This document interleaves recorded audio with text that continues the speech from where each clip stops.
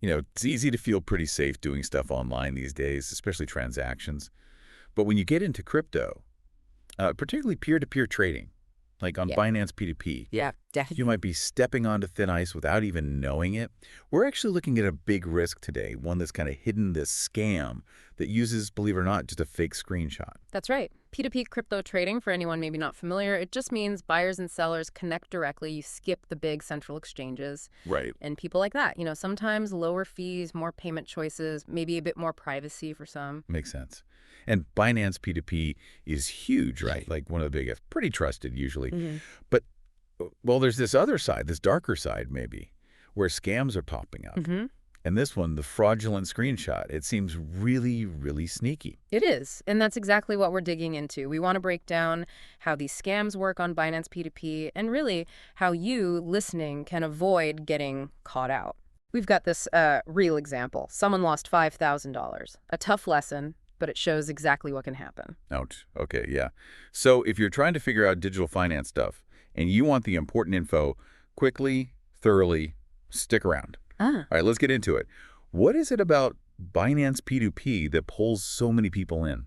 Well, there are a few things. Like we said, that direct connection is a big part of it. You're Mhm. talking straight to the other person. No middleman fees, or fewer anyway. Exactly. Often fewer fees than the big exchanges. And it gives you more flexibility, how you pay, how you get paid, lots of options there. And it's not just Bitcoin, is it? They support loads of different cryptos. Oh, yeah, absolutely. Bitcoin, Ethereum, USDT, the main ones are all there. So it works for a lot of different traders. Okay.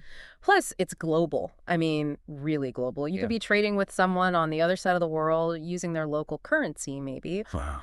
And honestly, the platform itself, it's pretty easy to use. Even if you're kind of new to crypto, you can usually figure it out. Trade from anywhere, basically. But okay, all that directness, that's got to come with a downside, right? Like, how do you really know who you're trading with? That's the core challenge, isn't it, in this kind of decentralized setup, verifying who's on the other end, if they're honest. That's tough. You don't have the same checks a big exchange might do internally. Now, Binance does have that escrow service. That sounds like it should help, right? A safety feature. How's that supposed to work exactly? Yeah, it's definitely a key protection layer. So when you start a trade, the seller puts their crypto into Binance's holding, the escrow, Okay. and it just sits there locked up. It only gets released when two things happen. The buyer confirms they've sent the payment, and the seller confirms they've received it. So both sides have to give the okay. Both sides. Once that happens, then Binance lets the crypto go to the buyer. It's designed to stop someone just taking the money and running, or taking the crypto without paying. So it should create this kind of trust managed by Binance. Mm-hmm. But like we hinted, there's a flaw. And it seems to be about the proof of payment, the screenshots. Exactly. It's kind of alarming how easy it is to fake digital images, especially screenshots. That's become a real weak spot Right. because there isn't really a built-in way for the system to automatically check if that picture matches, actual bank records or payment service records. They rely on what users upload. And that creates the opening for the scam. That's the opening. Which, okay, brings us to this $5,000 story. Yeah. That's a painful amount. Can you walk us through how that Bitcoin buy went so wrong? Sure. So imagine a buyer on Binance P2P. They want to buy a decent chunk of Bitcoin, 5 grand worth, finds a seller, price looks good, they start the trade. Standard stuff so far. Totally standard. They agree on the price. The buyer uses some online payment service, sends the $5,000. They expect the seller to say, got it, and then Binance releases the Bitcoin from escrow. Simple. Okay, that's the plan. Where did it go off the rails? Well, the seller comes back and says, nope, haven't received any funds. Even though the buyer sent it. Yeah. Even though the buyer sent it and the buyer has, their confirmation. In this case, a screenshot from their payment app clearly showing $5,000 transferred successfully. They show this as proof. Right. Okay. So buyer has proof. Seller says no. What happens then? This is where it gets really tricky. The seller then provides their proof. Another screenshot. Okay. But this one is fake. It's made to look almost exactly like a real confirmation, maybe from the same payment service, but it's been altered Altered how? to show something different. Maybe it's just the payment failed, or it was reversed, or maybe the amount is wrong, or it came from someone else. Anything to back up their claim of not getting paid correctly. Wow. Ah. That's bold. Just whipping up a fake image. How hard is that to actually do? like technically? Sadly, not very hard. You can use basic image editing tools. I mean, even something like Microsoft Paint could probably do it, let alone Photoshop. Seriously? Paint? Yeah, or any number of free online tools. Someone with just a little bit of know-how can change the important details pretty convincingly. What kind of details are we talking about? What gets changed? Oh, anything visible. The transaction amount, obviously, the date, the time, the confirmation messages, payment sent or whatever. They could even try to change names or account numbers, potentially. Hmm. The whole point is just to make an image that looks real enough at first glance to support their story. Yeah, I guess in the heat of a trade, maybe you're doing it quickly, you might just look at it and think, oh, okay, without Yeah. checking closer. That's exactly the danger. People tend to trust what they see, especially if it looks official. And these P2P systems often don't have that instant link to, say, your actual bank to cross-check the image right there and then. They rely on what the users provide. They rely on the users. That's the vulnerability. So back to the $5,000 case. Yeah. Buyer has real proof, seller has fake proof saying something's wrong. What happened in the end? Who did Binance side with, or what was the outcome? Well, the buyer, naturally, escalated it, took it to Binance support, showed their real payment records. But you've got this conflicting evidence, right? Their real screenshot versus the seller's fake one. He said, she said, with pictures. Pretty much. And even though the buyer's actual bank records showed the $5,000 went out, maybe the details didn't perfectly line up with whatever the seller faked on their screenshot. Specific times, reference numbers, who knows? Oh. Yeah. Tragically for the buyer, the dispute didn't get resolved in their favor. The conflicting evidence made it too hard for Binance to be certain, it seems. And they ended up losing the $5,000. Man, that is rough. It really shows where the safety net, like that escrow service, just wasn't enough. Why did escrow fail here? Well, it's interesting. Escrow probably did work in holding the Bitcoin. That part was fine. Okay. The failure was in the release process. The seller used the fake screenshot to basically jam the gears. They created this illusion that payment wasn't right, so they wouldn't confirm receiving it. Ah, so they couldn't confirm receipt because they were claiming non-receipt with fake proof. Exactly. And if the seller doesn't confirm receipt, Binance doesn't release the crypto from escrow to the buyer. The fake screenshot broke the confirmation step. So the escrow holds the asset, great. But triggering the release depends on people being honest and providing real proof. Yeah. And that's where the scam hits. That's the weak point they exploited. And yeah, Binance has a dispute process, but like we saw here, it really depends heavily on the info both people provide. Right. If one person is deliberately giving fake, misleading stuff, it makes it incredibly hard for the support team to figure out the absolute truth. They're stuck with conflicting pictures and maybe records that don't quite match because of the faking.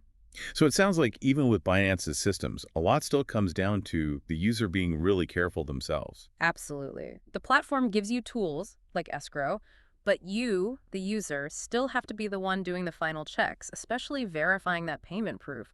That responsibility often falls on you. Looking back at that $5,000 disaster, what were the big mistakes the buyer made? Things others could learn from. Okay, yeah, let's break that down. Thinking about just general online safety, too, a few things jump out.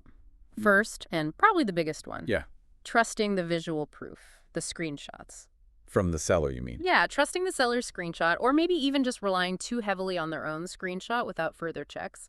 As we've been saying, pictures alone can be faked. They just aren't reliable enough on their own for money stuff. Right. Don't take the picture as gospel. What's mistake number 2? Second big one, not doing their own homework properly. They didn't seem to rigorously check their own bank account or their payment service history against what the seller was claiming or showing. Like living into their bank separately and seeing the transaction details there. Exactly. If they'd carefully compared their official record with the seller's dodgy screenshot, they might have spotted the discrepancies, the red flags. Okay. And could they have used Binance's features better? Maybe. That's likely the third thing. Maybe not using all of Binance's own tools effectively or quickly enough. Yes, they raised a dispute, but maybe getting support involved sooner, having all their official proof ready, not just screenshots, but actual bank records is possible, might have helped. And making sure escrow was active the whole time, presumably. Absolutely. Making sure that escrow protection is fully in play is vital. And the fourth mistake, Maybe just the sheer amount involved. So $5,000? Yeah, doing a trade that large, $5,000 without being extra careful, that was probably a contributing factor. More money on the line should mean way more checking, more caution. That makes total sense. Okay, so for everyone listening now, people who use P2P or are thinking about it, what's the practical advice? How do you actually avoid this screenshot scam? Right, this is the important part. Actionable steps. Number one, most critical, independently verify payments. Check your own bank records. Log into your payment service provider. Don't rely on screenshots someone sends you, ever. Check the source, not the picture. Exactly. Cross-reference everything. Amount, date, who it went to. Your official records are the ground truth. Real transactions leave real digital trails. Okay, solid advice.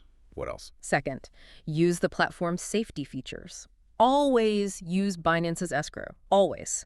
Make sure the trade is under escrow before you, as a seller, release crypto. Yeah. As a buyer, make sure you've actually sent the payment correctly before you mark it paid. Use the tools they give you. Use the tools. And things like two-factor authentication, 2FA, turn it on. Secure your account. These things are there for a reason. Make them habits. Got it. And I know we keep saying it, but it bears repeating. Absolutely. Third, never trust screenshots alone, period. Be super skeptical. Treat any screenshot you receive, buyer or seller, as just a claim that needs checking. It's not proof, it's a hint that needs verification. Perfect way to put it. Always look for other evidence, official evidence. So what about people just starting out on P2P? Any advice for them? Yeah, good point. Fourth, start small. If you're new, don't jump into huge trades right away. Do smaller transactions first. Learn the ropes. Exactly. Get comfortable with how the platform works, how the process feels, maybe build up a bit of history with smaller, successful trades before you risk larger amounts. It's like wading into the water, not diving headfirst. Makes sense. And what if you're in a trade and you just get that bad feeling? Something seems off. Don't hesitate. Fifth piece of advice, contact support immediately. If you're unsure, if something feels weird or suspicious, get help. Don't wait. Don't wait. Binance and platforms like it have dispute teams. The sooner you raise the alarm and give them all the details you have, the better chance they have to step in and maybe sort things out. Okay, so summing up this whole $5,000 mess, it's really a wake-up call, isn't it? P2P trading has its perks, convenience, direct contact, but the risks are definitely real. They are. Platforms like Binance P2P offer a lot, connect people globally, it's powerful, but they aren't scam-proof.